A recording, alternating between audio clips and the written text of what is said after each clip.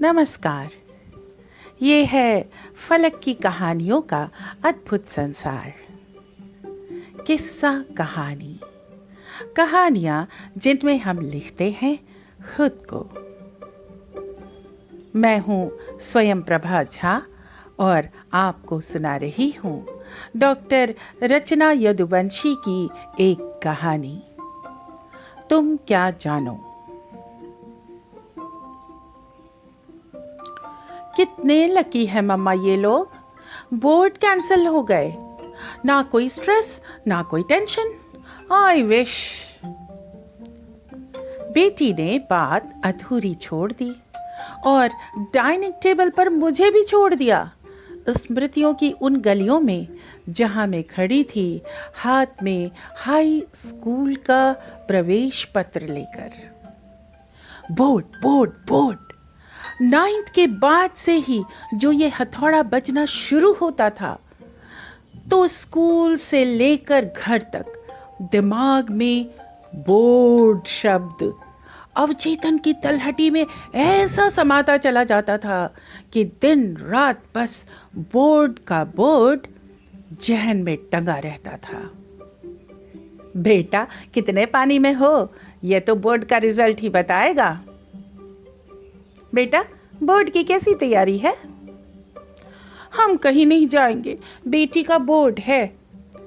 ये सारे ब्रह्म वाक्य 24 घंटे हमारे आसपास चक्कर लगाते और हम बोर्ड नामक दैत्य के आभास मात्र से ही इतने आतंकित रहते कि हवाइयां उड़ी रहती। पूरे साल सुबह से रात तक के कई टाइम टेबल बनते, जो एक हफ्ते तो ठीक ठाक चलते और फिर बेपटरी हो जाते। तो आत्मग्लानि से तड़प कर कई चित्रहार और शाम 5:45 की हिंदी फीचर फिल्म की कुर्बानी देने पर ही चित्त शांत हो पाता था। प्रैक्टिकल की फाइल सजाने से लेकर हर मंगलवार का व्रत रखने तक कोई टोटका छोड़ा नहीं जाता था। सहपाठियों से बातचीत के दौरान यदि किसी की मेहनत का डंका सुनाई दे जाता, तो उस दिन तो घर आकर रात 12 बजे तक और अगली सुबह 4 बजे से जो हिल हिल के रट्टा लगता, तो माँ पिताजी भी सहम के 2 बार चाय पकड़ा जाते थे। जनवरी आते ही फॉर्म भरने की प्रक्रिया शुरू हो जाती और हम अपना ज्योतिष खुद ही पढ़कर शुभ दिन के शुभ समय में कोरे नए पेन से ईश्वर को साक्षी मानकर फॉर्म भरते। प्रैक्टिकल की डेट आते ही सांसों की लय इतनी मध्यम हो जाती थी कि हर दिन हरारत सी लगती थी। मार्च में होली के आसपास बोर्ड इम्तिहान की तारीखों का ऐलान कर दिया जाता था और हमारा जीवन घड़ी की सुइयों से बंध जाता। सिर में तेल डालकर कसकर चोटी बना जो कुर्सी से चिपकते, तो लाइट चले जाने के बहाने के मोहताज हो जाते थे वहां से उठने को। लालटेन, पेट्रोमिक्स और मोमबत्ती के साथ पूरा प्लान ऑफ एक्शन रेडी रहता था। मजाल है जो बत्ती गुल या आंधी बरसात की वजह से पढ़ाई के घंटों में कतई कोई कटौती होती हो। प्रवेश पत्र प्राप्त होते ही पहले श्वेत श्याम फोटो निहारा जाता और दिवा स्वप्न देखा जाता कि यह मेरिट में आने पर अखबार में छपकर कैसा लगेगा। फिर रोल नंबर का गणितीय ज्योतिष निकाला जाता कि यदि टोटल हमारा लकी नंबर है तो मतलब नैया पार है। परीक्षा का पहला दिन और उससे पहले की रात कयामत कैसे आती है, इसका पूरा अनुभव करा के जाती। न आंखों में नींद, न दिल में करार।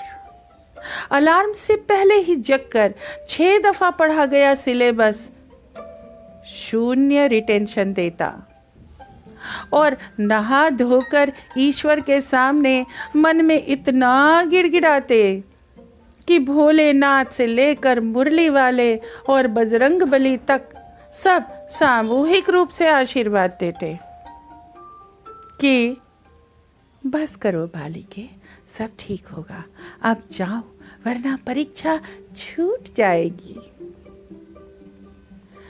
पौन घंटा पहले परीक्षा हॉल में पहुंचकर 4 बार डेस्क से प्रवेश पत्र मैच करने के बाद ही बाहर निकलकर रन में छोड़ने आए माँ या पिता को हाथ हिलाकर सब ठीक है का इशारा किया जाता था।